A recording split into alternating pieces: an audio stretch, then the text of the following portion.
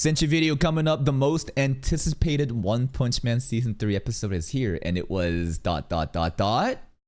underwhelming. I think this episode was obviously worse than episode 8. 8 is the best. And then I think it's 9. And then I think it's 3. That was the Royal Ripper fight with Garo, right? A lot of the trailer fight that was already put in. And then the rest of it is all the fucking rest, RGB disco like bullshit. I think that the episode is basically, if we're gonna say episode 8 was good, not great, right?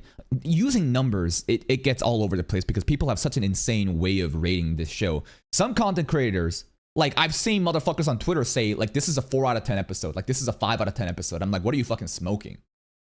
I think that if episode 8 was good, and if episode 9 is worse than that, it's either less good or like high mid. So let's partition these groups, right? We got mid, we got trash, mid, good, great, peak. But even within each category, I feel like there can be a partition of maybe 3 separate tiers, right? Low, mid, high. Like we're doing some power scaling right now, right? Like low diff, mid diff, high diff. So episode 8 could be a mid good, high good maybe. And then maybe episode 9 could be low good. You know what I mean? Or high mid. That's kind of where I'm placing it. Here's a person saving a disabled guy. Who is this character? Boy-girl friendship. The cock girl. The sister of the bitch. The annoying ass bitch who manipulates and blackmails other dude to the point where the older brother of the main female lead got traumatized and became asexual. Yes, that's her. A disabled guy. Oh! One Punch Man season 3 episode. This gotta be scripted. No.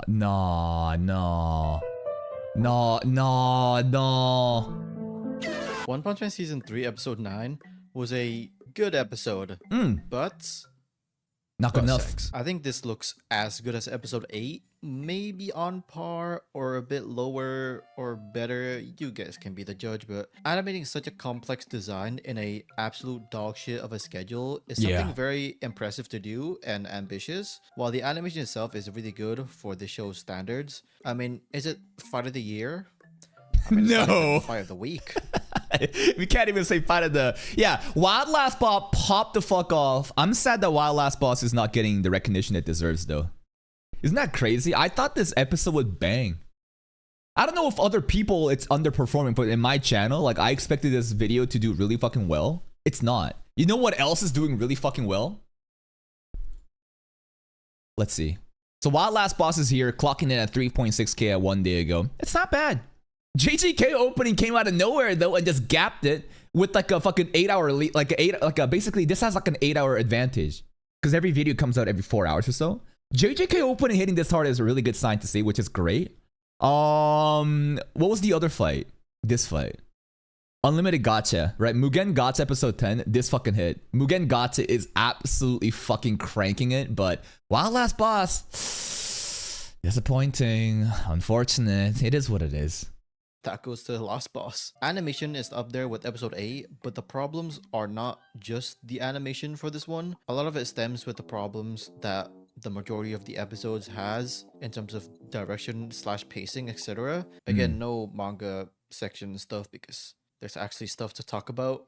It's actually really funny how people have been saying on Twitter and Reddit that story doesn't matter.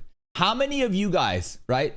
How many of you guys have heard that if I wanted to watch the anime for the story, I would go read the fucking manga? Why am I ever taking the story into account and rating this? How many times have you heard these retards say this? I have, and I think that it is just insane to me. And suddenly, the one episode where it deviates, it is fucking deviating from the main storyline, and it is going, basically there's a pre-retcon fight and a retcon fight, and right now we're going down a path where it doesn't really build off of Saitama and Child Emperor's, interactions. And a lot of people are now saying, listen, the animation was alright, but the story, oh my god, this is the worst fucking story choice ever. 4 out of 10, 3 out of 10. I'm like, I get you're frustrated, I get you're mad, but it's just so funny that the same people who has been crying and complaining that animation sucks and that the story part doesn't fucking matter to me is now saying that like because of the story I'm gonna rate it worse. It's exactly. They need something to complain about. These children are just hate watching. They need to figure out how can I hate on it? How can I just stretch what already exists in order to pander towards a negative engagement while there's a couple of weeks left for One Punch Man season 3? Because as much as they say they hate this shit, I'm telling you, these 3 months are like their highlight of the year. Week after week, day after day, just hate farming all the fucking clips, all the fucking tweets, all the posts. I'm telling you, it's a really insidious relationship where these true fans claim to be really upset, but I think they're the happiest that it's doing this bad. Animation wise. But yes, as a manga reader myself, I probably read the pre-retcon version of this fight, so I don't remember this fight at all because I'm not gonna lie, right? Like I care about the fights that happened later on, like Dark Shine versus Garo, right? I care about the Cadres fight, the main captain fights, stuff like that with Child Emperor. He's not my favorite character. I think he's one of my least favorite characters in terms of like actual design, powers, just personality. So when I read this in the manga, it was something I glossed through many years ago. But upon revisiting with the anime, Phoenix Man is what really stood out to me. Phoenix Man and the way that he kept getting power-ups and kept making it back with this silly but epic backstory. I love that shit. That's what saved the episode for me, not Child Emperor. know about the certain scenes that people were talking about that made, Child Emperor's character a bit more fleshed out, you can say, so I don't really have an opinion on that. Maybe I'll read the retcon version after this video, but if you want to know about the retcon version stuff, just go to Yassine's video about it. Hopefully I said it right this time. But Yassine. Who knows what they're doing with the story. I mean, it's the same producer and still the same series composition / scriptwriter from season 1 and season 2, so yeah. For the Child Emperor, does this mean that they're going to go a separate path, an anime only storyline? There were some tweets, some interesting threads, people sharing on the One Punch Man subreddit about how they were assuming, based off of one's words, or I don't know whose words it was it Murata or one? They were kind of like speculating that, oh, this might have like an anime only path, or the fact that, okay, if we're going to go down this timeline instead of the other one, which is a continuation of what the manga story is, then the anime is going to be fundamentally different. And it's like, this is interesting. I mean, what's the likelihood season 4 even comes out? I don't even know. We're going to wait another fucking 6 years and then get butchered again. But it feels like this is the end of the road.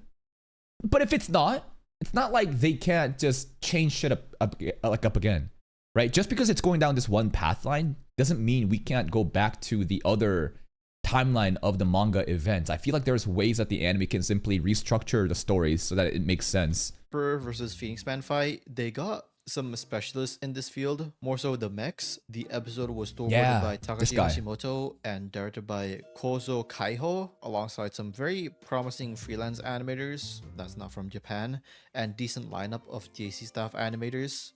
No William Martinez. This name stands up when everyone else is like, Kazunori Ozawa, right? Kaito Kono, Shuto Fujita. William Martinez. animators. No Aoki though. Oh, that's because he was storyboarding the episode of Mugen Gacha. I think that show has a better schedule than It does. It got more love than One Punch Man. Why? Because Japan loves these type of stories, maybe more than One Punch Man. And there's a mismatch in expectations of how much One Punch Man is beloved domestically versus internationally. And that's why people are like, why are they making this fucking anime? Who cares about this shit? The Japanese audience do.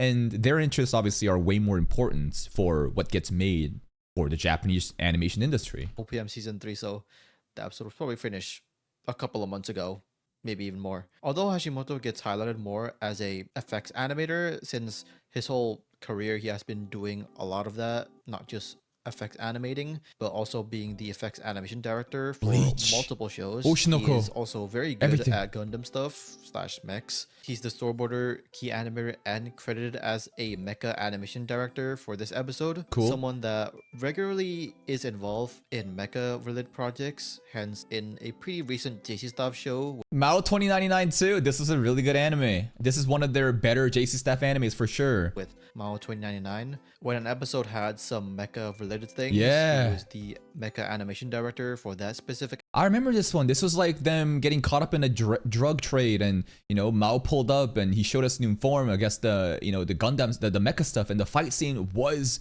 just amazing. episode. The effects animation is great. I'm not gonna lie though, I didn't think that the mecha stuff last episode was good. Maybe that's the wrong wording. Great. I think I don't know much about what bad mecha or good mecha is though, because I don't really watch mecha anime. Mecha is a very like love it or hate it kind of thing. And maybe I'm unable to tell apart like the little nuances of what good and bad mecha is. But watching the Child Emperor episode, nothing about Child Emperor's mecha stuff really compelled me. Maybe it's again a personal bias of that kind of powers or design, right? Maybe people really love mobile suits. Personally, I don't really care too much. So again, it was very underwhelming and I couldn't really tell if this is something to be like applauded at. Too. This episode alongside Hashimoto, we have Kazunori Ozawa, the guy that made the second pre-anime trailer, and also the guy that animates most of Konosuba! Megami's explosions in Konosuba. Yeah. Hashimoto probably corrected most of the Brave Giant scenes because it is surprising how consistent looking the mecha is, unlike Phoenix Man. Yeah.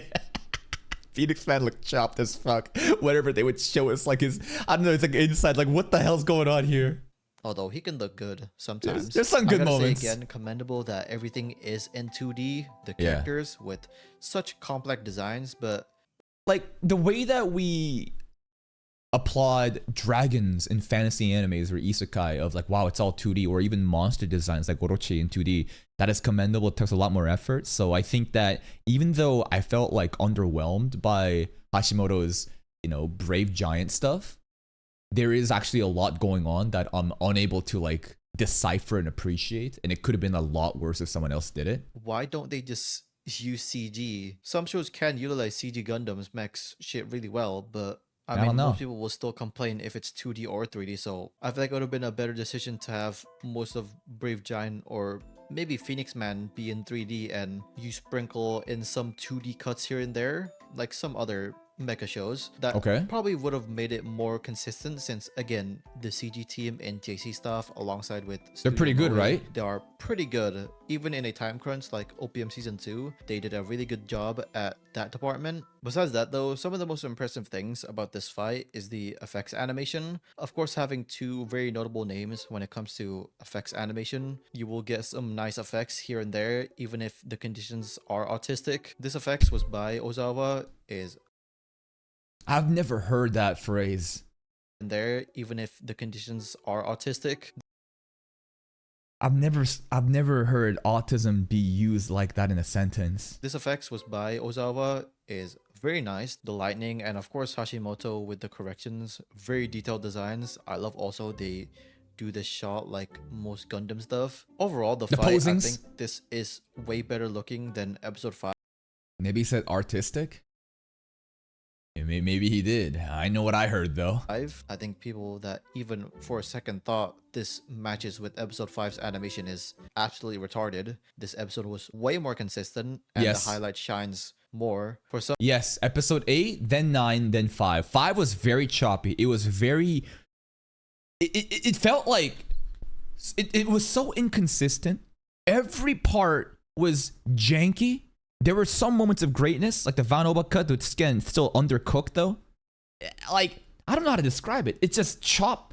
Everything felt like it was barely hanging together by scotch tape. Episode 9 and 8 though, I think there is a level of consistency in the way that it flows out. I think episode 8 was better though. Flashy Flash stuff was just really hyped to me. And maybe some of the mecha stuff is going under-recognized because I don't really care about the mecha stuff, but I still really enjoy the Phoenix Man stuff. So yeah, I think 8 and 9 and then 5. But it tells me that, again, the producers have no idea what they're talking about when they're saying episode 5 and 9 are the ones that you should really pay attention to. Like, what are you talking about? Like, the episode that we should have been paying attention to was honestly episode 8. They never mentioned it. So they're just pulling out numbers out their ass, which, again, I think is a good sign that we may have... Well, there's 3 more chances, right? I'm assuming the season is going to episode 12. So if that's the case, I think that a Blue Lock season 2 finale scenario happening is not an unreasonable assumption. It's definitely not a 0% chance, okay? And I have a legendary manga panel that I love to show you whenever I deal with chances, probability, gambling. This is fat Peter Griffin Hemel. That's not the picture I wanted to show you. No. Look at Hemel for a second. I'm gonna show you something else, okay? Just wait.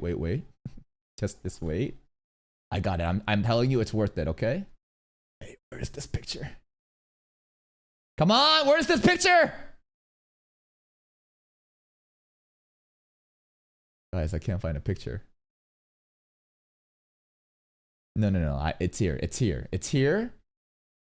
I'm not gonna give up. I've been stalling too much. No, it's here. It's. Come on. Fuck. Oh, I'm stalling too much now. This is getting awkward. Trust me. It's gonna be worth it. Trust me, it's gonna be worth it. Am I even looking at the right fucking chat? Ah, here it is. Yes. This is it. Yeah. So this is a manga from, I think it's called One Outs. I was never into the whole studying thing. A monkey might really know more about stuff than I do. Instead, I've gambled through countless situations, and here's the answer I've come with. The only important thing about a low probability is it's not 0. And then a look between these two with an art style and the shading that adds so much aura. I'm telling you, man, all that matters is that we have a non-0 percentage chance. And listen, no one knows. Is it 1%? Is it 0.1%? There's no number. I'm just saying it could happen. And either it happens or not is a 50-50. No. That's not how it works, okay? It's not a 50-50 of, yeah, it's going to happen or not. Just because there's 2 outcomes doesn't mean it's a 50-50. I'm just saying, wouldn't it be really nice, though? We get a little Christmas gift and something crazy happens. I'm not even asking Blue Lock Season 2 finale quality. I'm just asking Episode 8 stuff, right? I'm just asking some cool flashy Sakuga cuts for the finale just to give us a little nice taste, That'd be nice. Some scenes, even then, I do think, yes, the inconsistencies are more visible because while episode 8 and this one probably had the same kind of animation power in it, people like to point out the limitations here in episode 9 because of how they handled it. Again, it is a recurring problem. The direction and overall flow of the fight didn't really give me the same impact as Flash's fight. Yes! And I don't care which character it is. I don't place a bias between anyone. Yes, Senshi is able to just look at the objective animation quality. Bro is me when making drama videos about 19-year-old girls on Twitter talking about women's rights. He's able to throw aside the bias and look at the objective nature of it. See, I like the way he described it. I like the way he described how there's not really a difference in episode 8 or 9 in terms of like the height of the animation quality. Yet episode 8 looked better. Why? Listen to him again. It didn't really give me the same impact as Flash's fight. And I don't care which character it is. I don't place a bias between anyone. This is just an objective stance right now. The music was all over the place. Again, it's literally a Spotify playlist. They finish a whole song and OST boom, change it. They do that shit a lot with the Garo fight. Remember how the Garo theme would just start playing comically like 17 times in the duration of like a 5-minute scene? Like every time the camera like points away and it goes back to Garo, it's just the Garo theme playing again. It's just like, bro, you gotta. And this kind of adds in more to the situation with the RGB filters. Like, listen, colored filters to portray a certain level of emotion. I don't know, some sort of menacing, aura, something threatening. I get it what you're trying to do. Like a serious moment, you want to have like a dark purple background, but that still takes some sort of direction. There's an artistic vision of when is it appropriate. There's a time and place for everything. And that timing with the filters, the music, it's really going... There's just no one really handling it correctly. Don't do anything with it. They don't pause it. They don't let scenes breathe.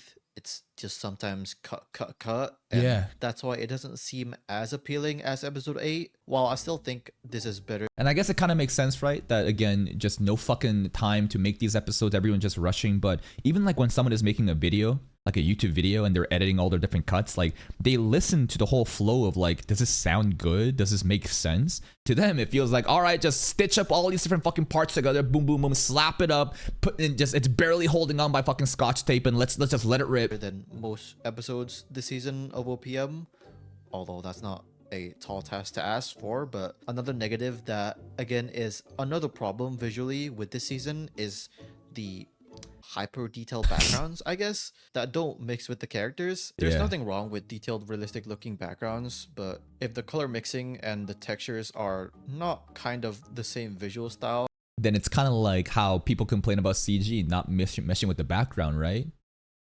You have to make all the elements in a scene just kind of like mesh in and adapt together. that makes the characters and background feel like they're not in the same show, you can say, then that makes it a bit jarring. Let's Yeah. just take Non-Non-Biori, for example. Okay. Detailed-looking backgrounds, but the character designs is more cute, simplistic, but it works super well. Good because lord, we the don't see character anything, acting. like, weird about it. Same with Eurocam season 1. I do think they are overusing the thicker line art. While yes, it can be visually appealing, Like over here. sometimes you don't need it. Coming back to the action, there's some really cool ambitious aerial shots or just random scenes that look pretty cool, like this Child Emperor scene with him Yeah. twirling around the flute, really nice. Some shots utilizes the CG background really well. We saw in the first scene they were already using it to their advantage, setting the stage a bit The more. pillars. I think Mikinori's cut is a perfect example, same with Torafu's one. These cuts by Mikinori was nice, cool looking mecha stuff. I don't know why they removed Child Emperor's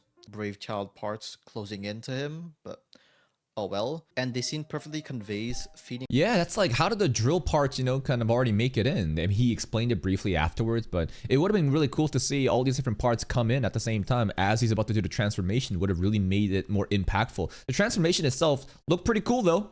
closing into him, but oh well. And the scene perfectly conveys Phoenix's weight stumbling around with very Nice looking physics. effects. And the CG background integration was very good, although there's a bit of a visual inconsistency, you can say. Like this pillar that Phoenix destroyed was hand-drawn, the first one. But the second one, I think it's an illustrated pillar, actually, Okay. not CG. I think the room, like the floor and walls, are CGI, but some of the pillars aren't. You can see the pillar didn't really break into pieces as much, although they mask it pretty good with the effects. Tofaru's cut Really good attention to detail. I think most casual viewers would never be able to distinguish the difference of the pillars, right? I think they would see these things and then feel like something is off, but not be able to describe why they feel off. And since he's able to kind of just like diagnose that. pillars aren't. You can see the pillar didn't really break into pieces as much, although they mask it pretty good with the effects. Tofaru's cuts, also very nice looking cuts. with the Torafu. missiles. I think my favorite cut goes to Yes, Kota this scene. Miyamoto. From the looks looking cuts with the missiles, I think my This scene, I think, was the best Brave Giant scene. I think I mentioned in the reaction to something about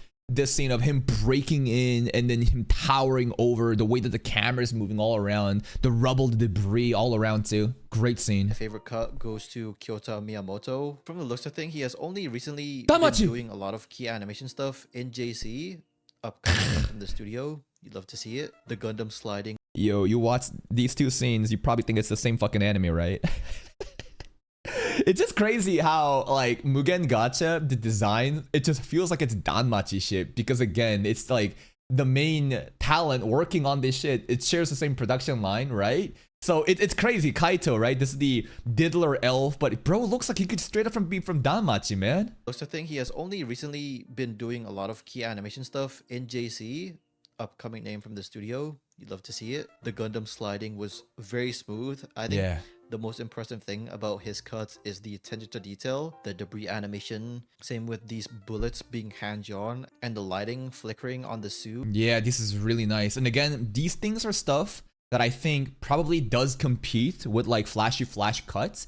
But again, to me, there's like that bias of like, dude, flashy flash is way cooler. The fight had way more impact, and the nature of mecha, I don't really care too much about it. So I think that's why I thought episode 8 was way better than episode 9, even though the actual like talent or the way that it was used Like, this is not like a 4 out of 10, like a 5 out of 10 episode. There's a lot of good things happening that it's going under-recognized. Bullets being hand-drawn and the lighting flickering on the suit when Brave Child was shooting shit out of it was nice. There's some other good looking scenes, but that's most of it. Another surprising display of animation for OPM Season 3, although there were a lot more problems about this episode, not just the animation, everything feeling a bit lackluster because how they paced it or directed it, and removed some panels that could have been a good ad, like when the Millennium Emperor Nova was shot, I wish they added the other hero's reaction that was still up top to the beam attack. And then remove the planet. Yeah, that was the retcon versus pre-retcon stuff, and there's like a very significance of the moon as well that plays into the story of God. A little bit of spoiler, but not really. That was, I think a lot of people are complaining about it. I would have loved to seen a little bit more like from different POVs, because anytime like a huge punch happens or an attack happens, like Boros fight, like you look at the planet from a bird's eye view and it's all cleared up, and that adds more to like the scale of the destruction. But here I think it's a bit like gone. Just it's just hard to appreciate it this way. Top to the beam attack, and then remove the planet thing. I'll be honest with you, I haven't reached to the part where this thing was very crucial to the story, if that even happened. Of course, I remember the interaction with a certain villain with that planet. Yeah. Soon. So yeah, I think this was the most impressive episode this season, but the overall direction kind of let me off. Not that satisfied with the episode, unlike the previous one. Yeah. Next one is Plant vs. Zombie Man. We'll see. They better not fuck this up.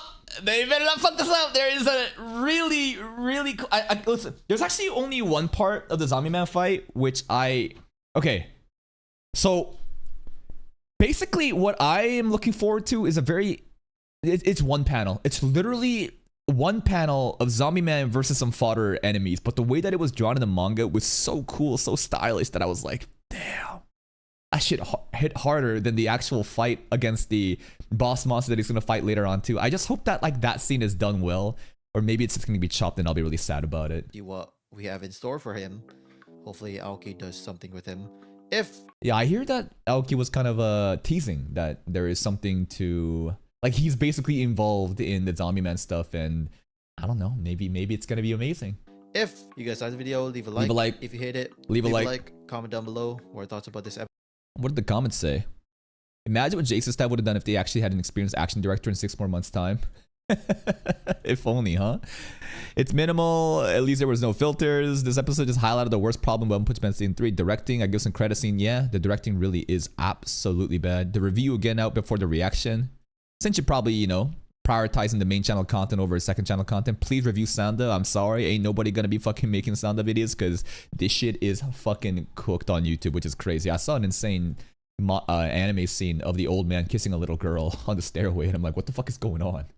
Anyways, I hope that you understood why this episode actually wasn't garbage. Like, the way that people, again, at the end of the day, these ratings are very subjective. Some people care more about like different characters and the way that the fights looked, even though overall episode 8 and 9, based on the way that Shinji broke it down, is not much of a difference. I get it.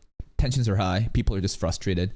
I'm just glad the flashy flash stuff happened. The Child Empress stuff was alright. And next episode was Zombie Man. What if it actually is even better, considering the producer seems to not know anything about the fucking importance or priority of the episodes? 5 and 9, my ass, bro. What if it's 8 and 10? Please go give Shinji a like on the video. Go check out his channel for more content like this. I'll see you next time.